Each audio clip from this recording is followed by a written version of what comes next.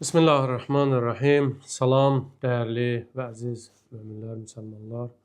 Bir daha sizi Ramazan ayına həsr olunmuş Quran ayət söhbətlərində xoş gördük. Bugün biz Məryəm surəsinin 96-cı ayəsi ətrafında danışacağıq. Allah Teala buyurur: İnnellezîne âmenû və amilussâlihāt seyec'al lehumur-rahmanu vudda.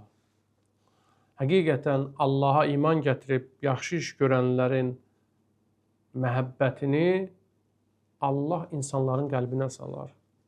Allah Teala buyurur: onlar ki Allaha iman gətiriblər və amilussâlihāt, yaxşı işlər görürlər, seyec'al lehumur-rahmanu vudda. Rəhman, Allah onların məhəbbətini insanların qəlbinə salacaqdır. Bu ayə də Həzrət Əli əleyhissalam barəsində nazil olmuşdur. Bütün müsəlman alimlərinin yazdıqları mötəbər hədis və təfsir mənbələrində bu keçir. Ayə Əli əleyhissalamın şənində nazil olmuşdur. Ayədə Allah Teala buyurur: həqiqətən də Allaha iman gətirib yaxşı işlərin görənlərin məhəbbətini mən insanların qəlbinə salacağam. İman və salih əməlin nəticələri vardır. Biz keçən danışıqlarımızda, çıxışlarımızda qeyd etdik ki, Allah Teala buyurur Möminun surəsində: Ya eyyuhər rasulu kulu minət-tayyibati va'malu salihah. Ey rəsullarım, möminlər, pak iş görmək üçün, yaxşı iş görmək üçün insan gərək halal yiyə. İnsanın çörəyi halal deyilsə, o halal işlər görə bilməz. Zaman zaman dəyişib günah işləri görəcəkdir. O insanlara xəyanət edəcək, insanlara pislik edəcəkdir. Çünki onun qidası halal deyil. Ayədə Allah Teala Kulu minət-tayyibati va'malu salihah. Məntiqi bir bağlılıq var. Halal yiyin ki, yaxşı işlər görəsiniz. Deməli, insanın iman gətirib yaxşı işlər görməsi üçün insanın gərək qidası halal ola. Bir də nütfəsi halal ola. Bunlar şərtdir. Ayədə buyurur, hər kəs yaxşı işlər görərsə, birinci Allah onun məhəbbətini insanların qəlbinə salacaq. İnsanlar onu çox sevəcəklər. Bir var insanların gözünə girmək. Görürsünüz, bugün dünyada müəyyən insanların əlində imkanlar var, pulları var, mediaları var. Heç istəyirlər insanların gözünə girələr. İnsanı Allah elə yaradıb ki, sən onun gözünə girə bilərsən, onun beyninə girib onu aldada bilərsən, amma onun qəlbinə girə bilməzsən. İnsanın qəlbinə yalnız və yalnız ədalətlə, şücaətlə, səmimiyyətlə girmək olar. Əgər sən düz deyilsənsə, düz yolda deyilsənsə, insanların müvəqqəti olaraq aldada bilərsən. Amma onların qəlbinə girə bilməzsən. O insan səni həqiqətən sevə bilər. Hətta insan özünü fəda edə bilər. Sən Allaha iman gətirib yaxşı işlər görəsən, fədakar olasan. Əli əleyhissalama olan sevgi tarix boyu enişli yoxuşlu günlərini yaşayıb. Görürsünüz, tarixdə Əli əleyhissalamın sevənlərinə qarşı hansı təzyiqlər olub? Öldürüblər, həbsə atıblar, ailəsini bircə onun gözünün qabağında qətlə yetiriblər. Amma siz görürsünüz ki, Həzrət Əliyə məhəbbət zaman daha da artır, daha da dərinləşir. Əgər bir əsr bundan qabaq 100 min insan məsələn Həzrət Əlini sevirsə, indi milyonlarla insan Həzrət Peyğəmbərə məhəbbət bəsləyir, Həzrət Əliyə sevgi bəsləyir.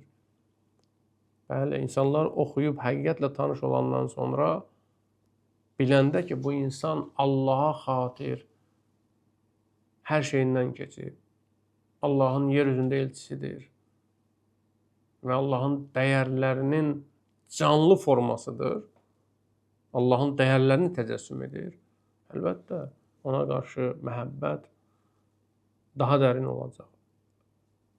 Bu bizə də aiddir.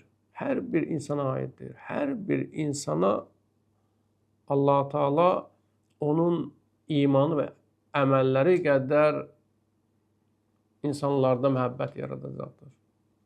Sənin imanın, əməlin nə qədərsə insanların da sənə sevgisi olacaq. Bəli, İbn Mülcəmlər çıxar, qeyd etdiyi çörəyi, qidası, nütvəsi təmiz olmayan insanlar düzəlməyəcəkdir. Birinci fayda, nəticə budur.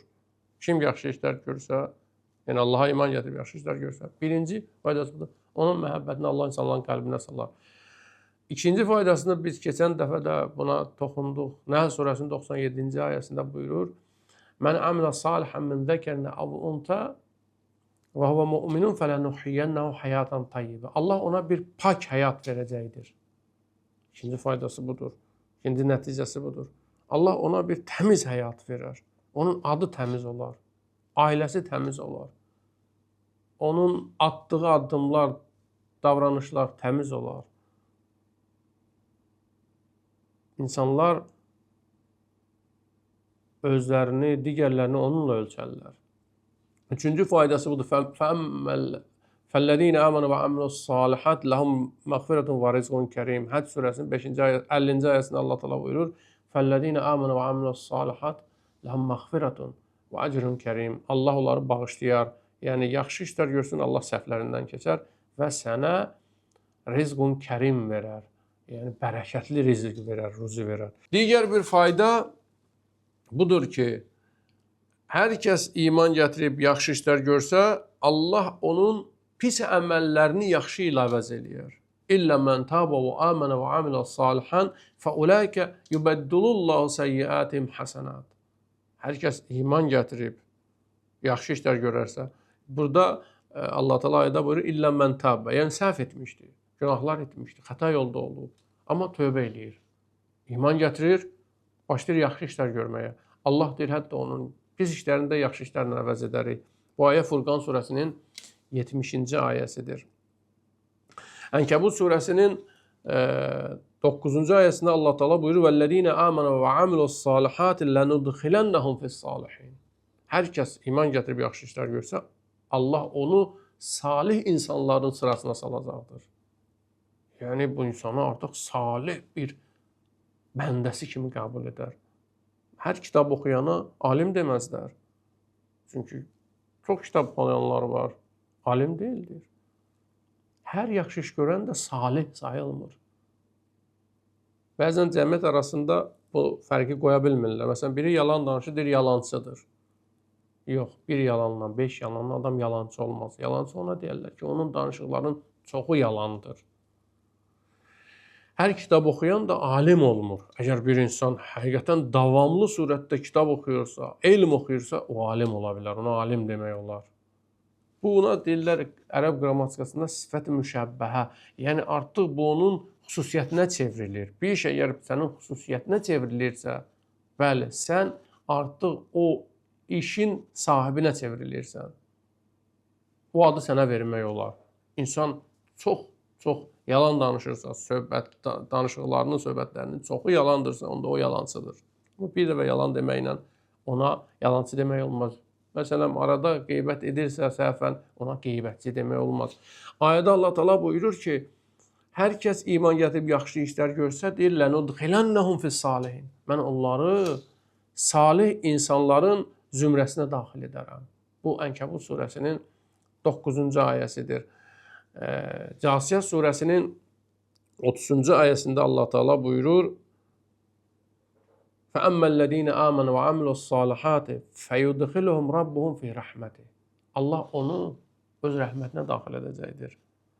Cəsiyyət surəsində buyurur: hər kəs yaxşı işlər görsə, Allah onu öz nəzarətinə götürər. Onun vəliliyini öhdəsinə alar. Allah Teala Bəqərə surəsində də buyurur ayət-i kürsüdə: Allahu veliyyullezine amenu. Allah möminlərin vəlisidir. Vəlinin vəzifəsi nədir? Yuxricuhum minəz-zulmati ilən-nur. Allah insanı zülmətdən nura aparar. Qoymaz o cəhalətdə qalsın. Qoymaz o səhvə düşsün. Qoymaz o maddi problemə düşsün. Mənəvi sıxıntıda qalsın. Onu çıxardar. Allah inşallah bizi Allah'a iman gətirib salih əməl edənlərdən qərar versin. Sizə Allaha tapşırırıq. Əssalamu aleykum və rəhmətullahi və bərəkatuhu.